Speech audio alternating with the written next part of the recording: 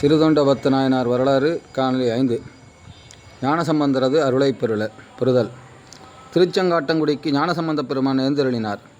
அவரது வருகை கேள்வியுற்ற சிறுதொண்டர் அவரை எதிர்கொண்டு அழைத்து வந்தார். அன்பில் மூழ்கி பலவித உபச்சாரம் செய்தார். திருஞான சம்பந்த பெருமான் சிறுதொண்டரை தமது திருப்பதிகத்தில் வைத்து சிறப்பித்துள்ளார். சிவபெருமான் வரிவராய் போந்து ஆத்தியின் கீழ் இருத்தல். சிறுதொண்டரின் திருத்தொண்டு திருக்கையிலையும் ஈர்த்தது. தொண்டர் அன்பை நுகர சிவபெருமான் திருவுள்ளம் கொண்டு ஒரு வைரவத் திருக்கோலம் தாங்கி திருக்கையில் நின்று புறப்பட்டார். திருச்செங்காட்டங்குடி சேர்ந்தார். பசியால் பீடிக்கப்பட்டவர் போல நடந்தார். சிறுதொண்டர் வீடு எங்கே என்று விசாரித்து வந்தார். சிறுதொண்டர் வீட்டை அணுகி வாயிலே நின்றார்.